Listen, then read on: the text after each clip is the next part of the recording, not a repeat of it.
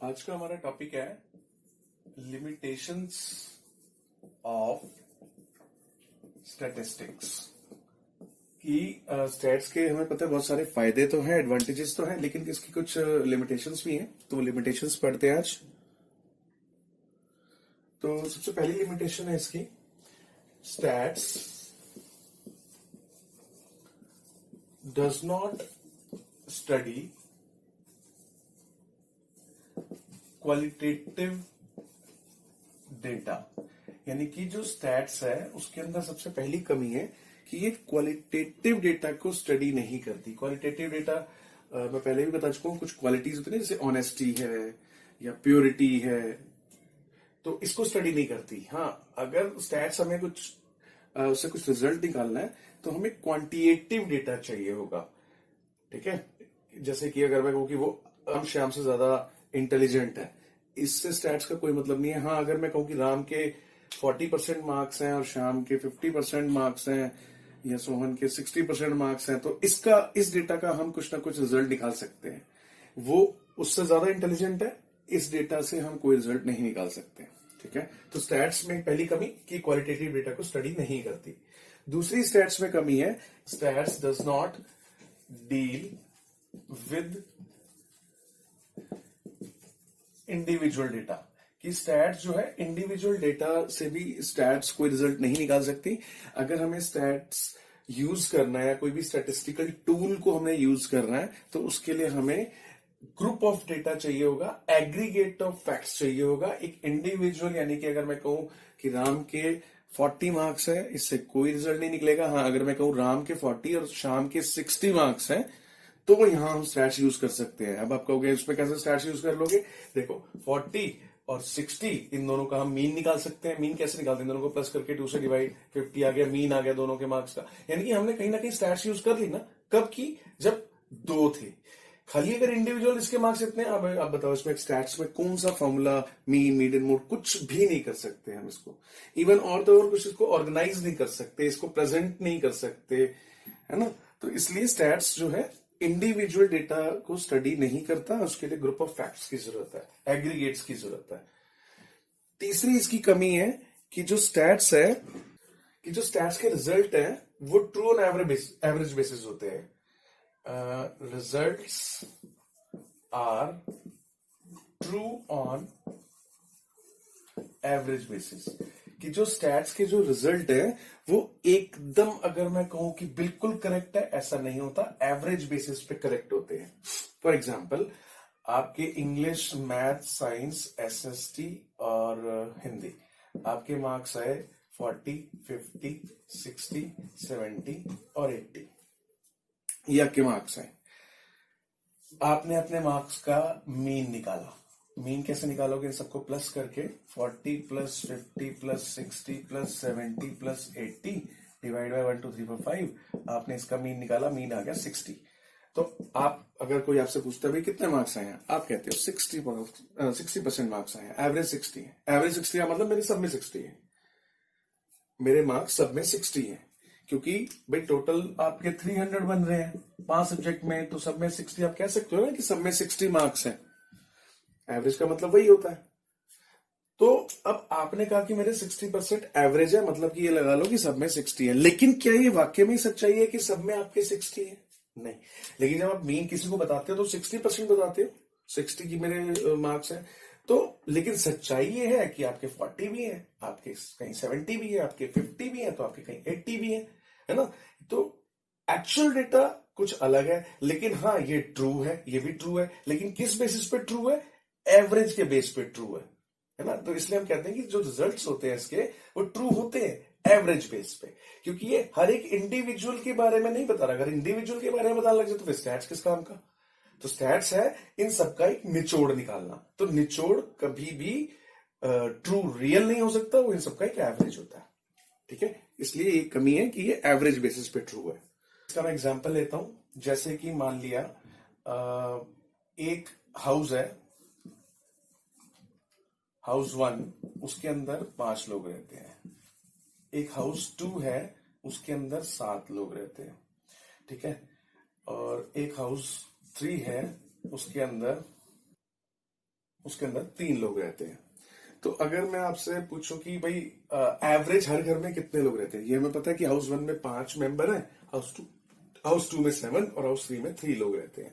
अगर मैं कहूं कि बताओ एवरेज हर घर में कितने लोग हैं, एवरेज हर घर में कितने लोग हैं, तो आप एवरेज कैसे निकालोगे, यानी कि मीन कैसे निकालोगे? 7 + 5 + 3 डिवाइड बाय 3 घर है ना, इसका मीन निकाल लिया, यानी कि हर घर में 5 लोग रहते हैं। आपने कहा 3 घर है, हर घर में 5 लोग हैं, क्योंकि ऑब्वियसली 15 लोग हैं और 3 घर है, तो आप एवरेज आ गई ना कि हर घर में 5 लोग रहते हैं। लेकिन ये सच्चाई तो नहीं है कि हर घर में 5 लोग रहते हैं। भाई यहाँ 5 है, इसके लिए हाउस 1 के लिए रिजल्ट ट्रू हो सकता है, लेकिन हाउस 2 अगर इंडिविजुअली सोचे तो इसके लिए तो ट्रू नहीं है। हाउस 3 अगर इंडिविजुअली सोचे इसके लिए तो ट्रू नहीं है ना। या चलो एक और एग्जांपल लेता हूं मैं, इसी का एग्जांपल ले रहा हूं मैं। अब मान लिया हाउस 1 में 5 लोग, हाउस 2 में 7 लोग और हाउस 3 में 4 लोग, हाउस 3 में 4 लोग रहते हैं। अब अगर मैं इसका एवरेज निकालूं, अब इसका एवरेज देखो क्या आएगा कि हर घर में, मैंने पूछा आपसे भाई 3 घर है इस कॉलोनी में और एक में 5, एक में 7 और एक में 4 मेंबर है, तो बताओ हर घर में एवरेज कितने लोग रहते हैं।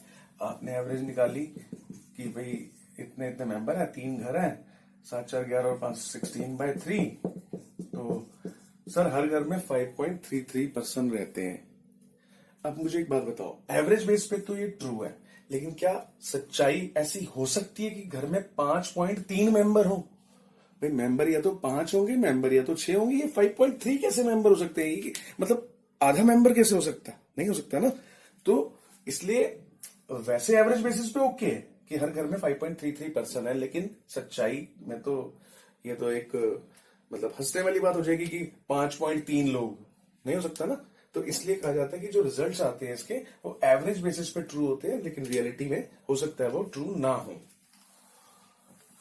उसके बाद अगला पॉइंट था कि स्टैट्स है, स्टैट्स कैन बी मिसयूज्ड, कि जो स्टैट्स है वो मिसयूज की जा सकती है बड़े आसानी से। क्यों की जा सकती है?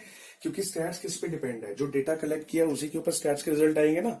तो जो डेटा कलेक्ट करने वाला है अगर वो पार्शियल हो जाए, अगर वो किसी को फेवर कर दे, यानी कि वो चाहे कि रिजल्ट ये आना चाहिए, तो वो डेटा ही उसके अकॉर्डिंग कलेक्ट करेगा कि रिजल्ट भी उसके मन माफिक का आएगा जो वो चाहता है। तो इसलिए स्टैट्स में कमी है कि इसको बड़े आराम से मिसयूज किया जा सकता है, इसमें पार्शियलिटी की जा सकती है।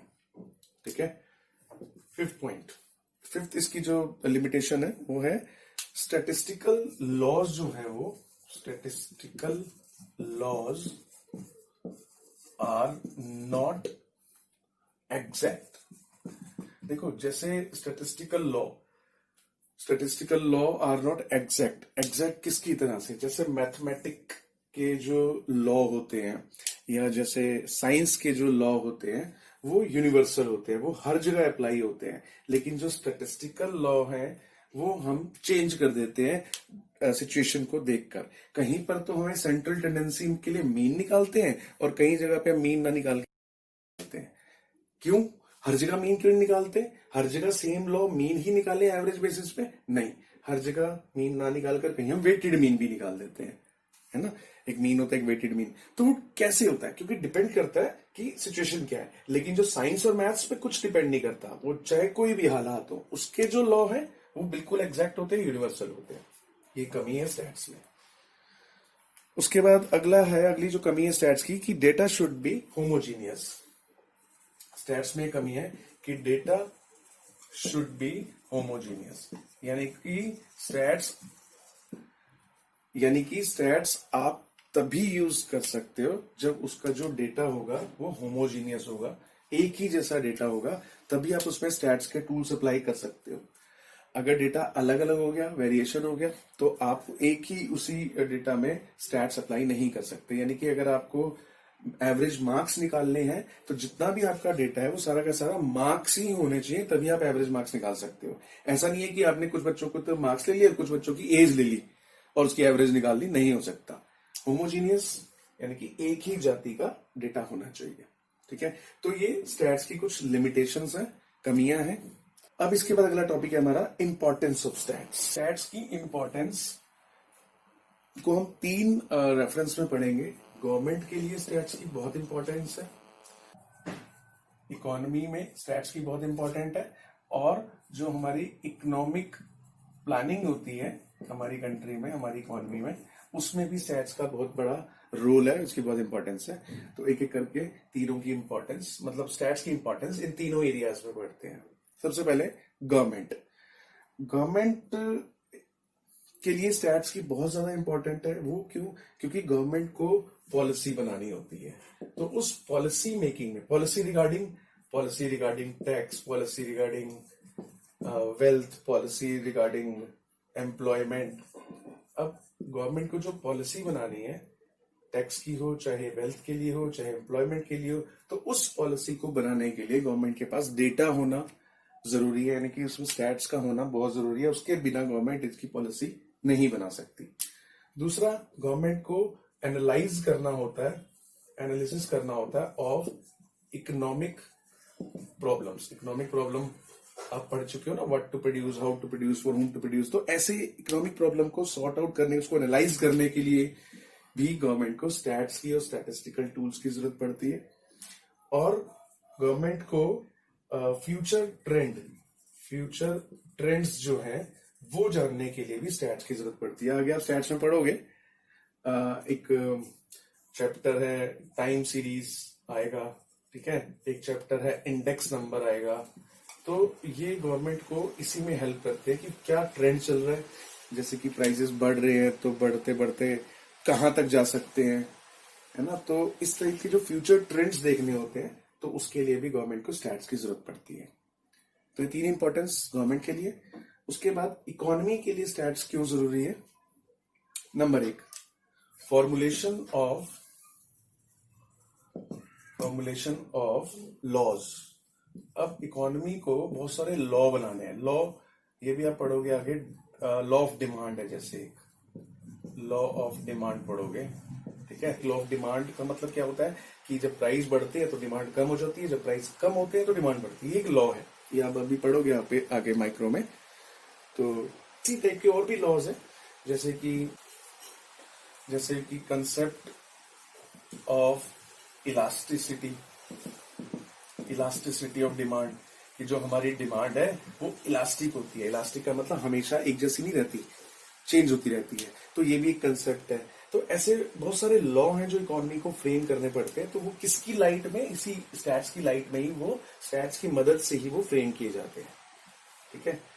अगला इसका इकोनॉमीज के लिए जो इसकी इंपॉर्टेंस है वो है, इकोनॉमी में बहुत सारी ना मार्केट सिचुएशन को स्टडी करना होता है। स्टडी ऑफ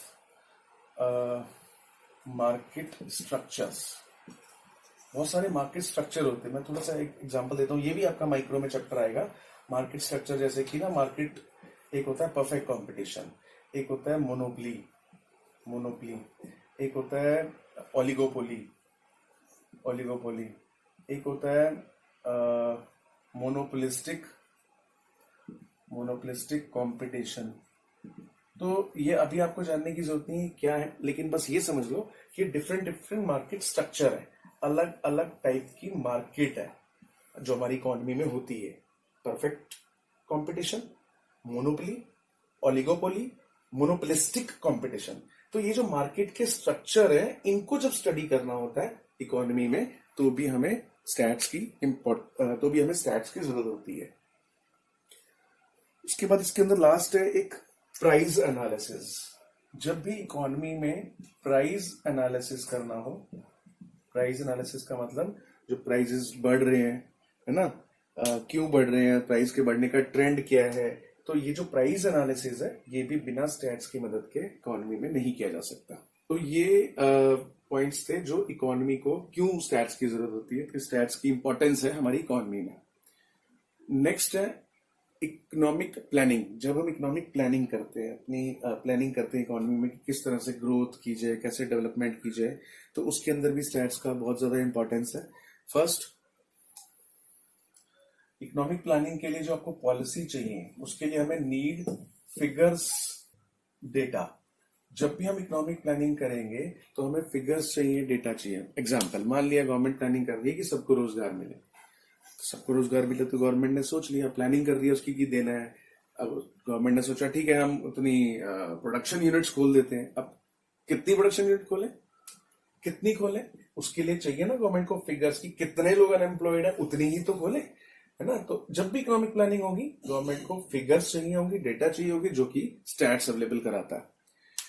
उसके बाद गवर्नमेंट को टाइम टू टाइम चेक करना होता है।